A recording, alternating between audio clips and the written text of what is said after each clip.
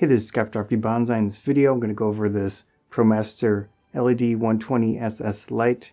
Picked it up locally at Cameracraft for about $90. Use it a lot for my hands-on videos. Haven't done too much else with it, but it's been good so far. Wanted to show it to all of you. See, very compact. The battery is built inside. It's rated as 4,200 milliamp hours. So definitely quite a bit of power in this light. 120 LEDs, of course, they're pretty large. They put a unique look to the shadows, which we'll get to. Features-wise, it does have, of course, a power switch, USB charging, and a dial for adjusting the intensity of the light. It is rated as 1,150 lumens at 0.5 meters, which is about 1.64 feet. So definitely very bright. I know from experience with this light, you can easily blind yourself if you're not careful. It does come with a few accessories. It has a charger with a USB cable, which isn't always included with these type of devices. It's rated at 1 amp, which is pretty decent. And they say it'll take about 4 to 6 hours to charge the light from full depletion. I've never gotten that far on the battery, but in my experience, it doesn't take too long to charge this thing.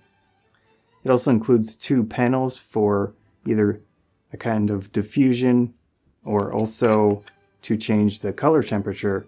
In this case, you've got a tungsten adjustment. So if you are in a situation like that, you can at least get close around 3,200 Kelvin with this panel.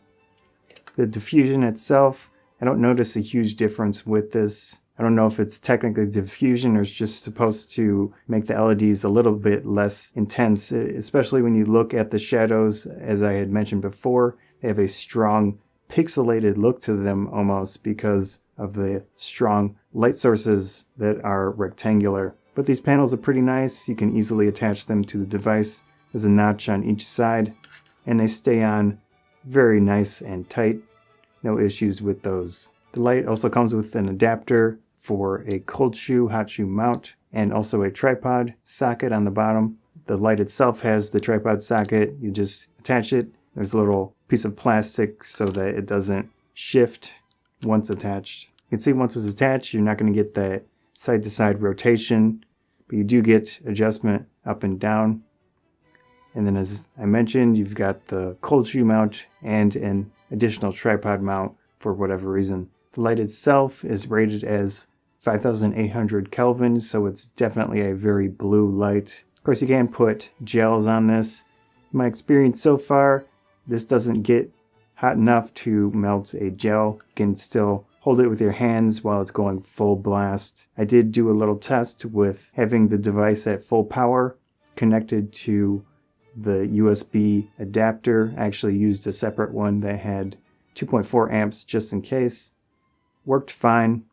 I don't think it was charging the battery at the same time, or maybe it was charging the battery but pulling power from the battery. I'm not really sure, but the light stayed on for an hour and there was no difference in the measurement of how much power is left in the battery. So that's a good sign, at least with being able to connect it to AC power and have the light continuously stay on. My uses so far have been pretty much just the hands-on videos. I think the most intense session was 3 cameras and an interview. The battery, I think it was down to the last notch or 2 notches, I'm not totally sure. But it stayed on, it worked, and had no issues with the amount of power it can hold. I was using it mostly at low intensity, but when I did the interview, I think we bumped it up to maximum, and it still worked fine. I could see this light being used for macro work, again on the camera or off camera, lighting the scene very nicely with something like this. Let's start with the light itself. There is full power. Let's go back to minimum. Of course, this just has one setting.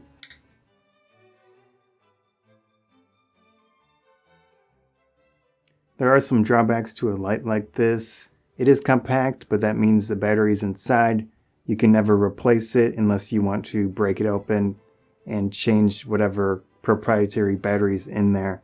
So that's one of the biggest issues for me. is how long will this last in practice. We'll have to see, but so far so good. As I've looked at Amazon and other online stores, I have seen much lower cost versions of lights similar to this. I don't know if they have the same output or the same features, but some I have seen have wireless control for power, which would be amazing, and also they have bicolor LEDs, so you can adjust color temperature with the light itself instead of some type of panel or gel.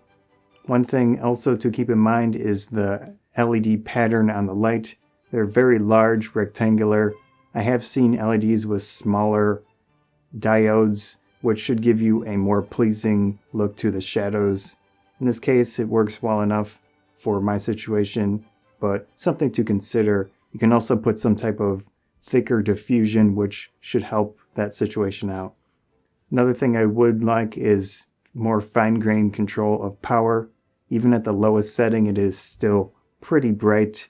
So in some situations, I would like it to be lower power, but I just can't manage it unless I put something on there to basically discard some of the light that it's outputting. So let's talk about the positives of this light. Nice build quality. It's very compact. No battery to dangle out while you're using it. Very bright. Has been consistent. I haven't had any issues so far while using it. I've used it for extended periods of time, different settings, mostly those hands-on videos and the interview and such, but has been consistent. So that's a very key feature of a light, is if it works when you need it. That said, it's a very nice light. It is kind of pricey. I'm sure you can find different options online.